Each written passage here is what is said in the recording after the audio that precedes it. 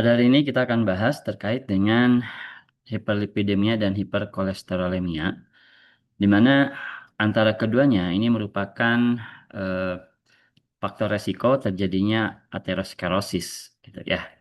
Nah, apa yang dimaksud dengan hiperlipidemia dan hiperkolesterolemia? Untuk bisa memahami keduanya, maka kita harus pahami dulu terkait dengan apa itu lipid, apa itu kolesterol. Nah, dan satu lagi, apa itu lemak? Apakah ketiganya sama atau berbeda? Gitu. Jadi, kita pada sesi pertama ini akan membahas terkait perbedaan ketiganya dulu. Sesi kedua, kita akan bahas terkait dengan fitoterapi, prinsipnya gitu ya, terkait dengan hiperlipidemia dan juga hiperkolesterolemia. Didasarkan pada masing-masing karakteristiknya. Nah, kalau kita perhatikan bahwa senyawa yang ada di alam ini gitu, itu ada dua tipe gitu ya. Jadi ada senyawa yang larut air dan tidak larut air. Nah, baik itu bentuk cairan maupun padatan, keduanya sama, ada yang larut air dan tidak larut air. Kita fokus ke senyawa yang tidak larut air. Kenapa? Biasanya senyawa yang tidak larut air ini sebagian besar ini merupakan senyawa-senyawa yang memiliki aktivitas farmakologi dibandingkan dengan yang larut air. Bukan berarti yang larut air ini tidak ada aktivitas farmakologi, ada gitu ya. Namun memang sebagian besarnya lari ke yang tidak larut air. Jadi kalau kita perhatikan obat-obat yang beredar di pasaran itu zat aktifnya itu sebagian besar tidak larut air.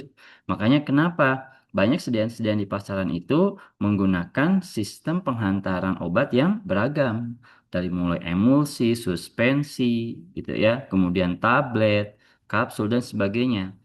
Dan mungkin hanya sedikit yang menggunakan bahan sirup, gitu ya. Kenapa? Karena memang tadi sebagian besar senyawanya tidak larut air. Nah, Eh, kalau kita perhatikan, senyawa di laut air ini kan juga ada dua, ada bentuknya padatan dan ada bentuknya cairan.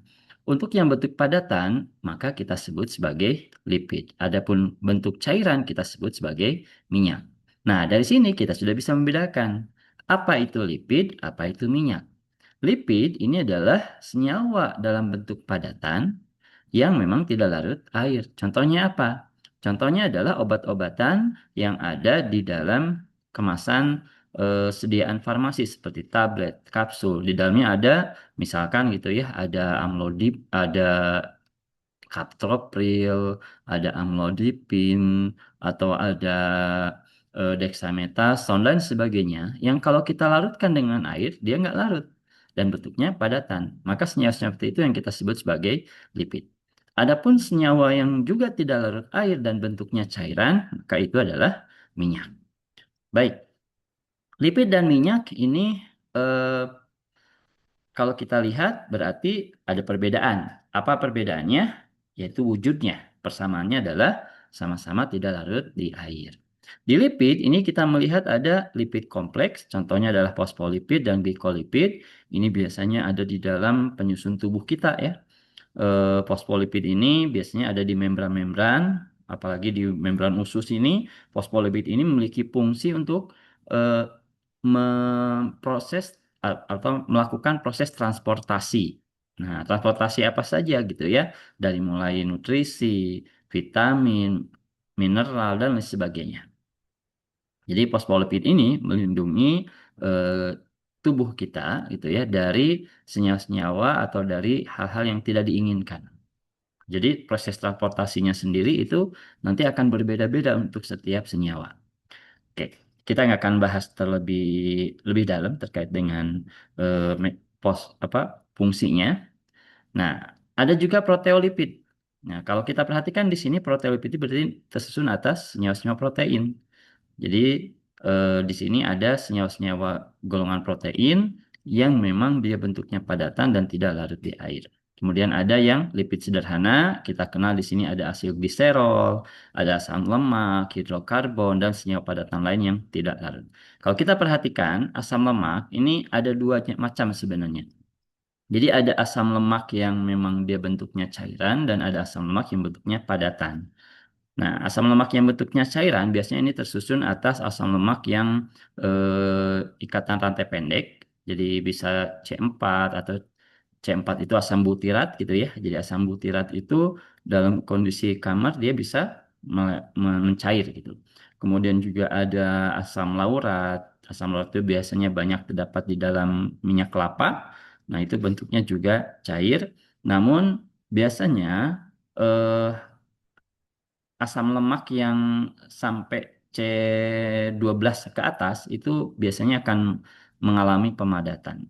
Sehingga asam lemak yang mungkin C16 ya, seperti asam palmitat, nah itu mulai dikategorikan sebagai lipid. Jadi ada asam palmitat, ada asam stearat, itu adalah asam lemak padat, itu yang masuk kategori lipid. Adapun asam lemak yang tadi rantai pendek, bentuknya cairan, ini masuknya minyak. Oke. Eh, kita pindah ke bagian minyak di sini. Minyak di sini ini ada dua, ada yang terisi oleh asam lemak dan ada yang non asam lemak. Jadi kalau kita perhatikan gitu ya, di sekitar kita aja banyak jenis minyak dan tidak semua minyak itu bisa kita konsumsi. Gitu. Ada minyak yang dikhususkan untuk kendaraan. Contoh apa? Minyak bumi seperti bensin gitu ya, pertalite, kemudian juga solar dan sebagainya. Itu adalah minyak bumi yang memang dikhususkan untuk siapa? Ya untuk kendaraan, bukan untuk kita. Ada juga minyak yang biasanya digunakan untuk pengobatan. Contohnya apa? Minyak atsiri, yaitu minyak-minyak yang di dalamnya itu mengandung senyawa mudah menguap. Nah, ini juga sebenarnya tidak bisa dikonsumsi. Kenapa? Karena memiliki sifat iritan yang kuat. Tapi ada minyak yang bisa kita konsumsi, yakni minyak lemak. Di mana minyak lemak ini mengandung kandungan asam lemak. Nah, asam lemak yang mana? Bisa asam lemak yang dia bentuknya rantai pendek, cairan gitu ya. Bisa juga asam lemak yang padatan tapi terlarut di dalam cairan. Asam lemak cairan seperti itu. Jadi dalam bentuk minyak. Nah, minyak dalam bentuk yang tersusun atas asam lemak ini biasanya nanti akan terkonversi menjadi trigliserida. Jadi yang disebut sebagai minyak lemak itu adalah minyak yang mengandung trigliserida. Adapun trigliseridas ini tersusun atas asam lemak. Seperti apa? Nanti kita akan bahas lebih lanjut. Jadi kita pahami dulu sekarang perbedaan antara lipid, minyak, dan juga lemak. Seperti itu ya. Ada perbedaan. Nah, kalau kita perhatikan dari strukturnya di sini, maka semakin jelas nih ada perbedaan antara lipid, lemak, dan kolesterol. Lipid ini adalah golongan. Jadi lipid itu nggak ada strukturnya ya. Kenapa? Karena lipid ini kan golongan. Tergantung kalau mau menanyakan struktur lipid itu lipid yang mana dulu gitu. Adapun lemak, ini strukturnya adalah trigliserida.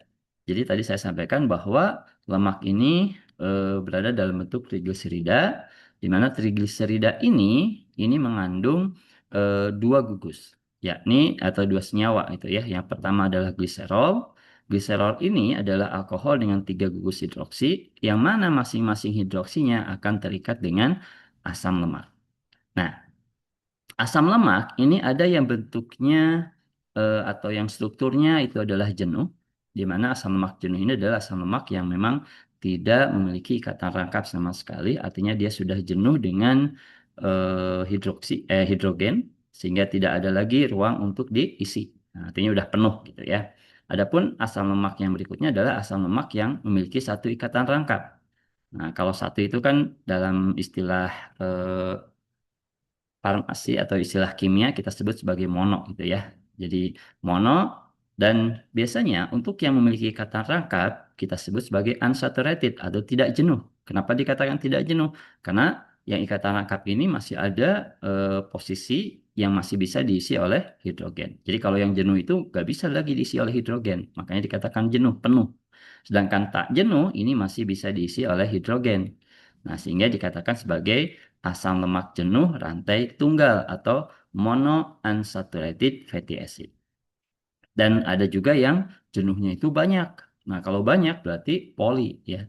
Jadi ada tiga sebenarnya kalau di sini golongan asam lemak yaitu asam lemak jenuh yang tidak punya ikatan rangkap, asam lemak tak jenuh rantai tunggal atau MUFA gitu ya, monounsaturated fatty acid, dan ada asam lemak yang dia golongannya adalah polyunsaturated fatty acid atau memiliki banyak ikatan rangkap.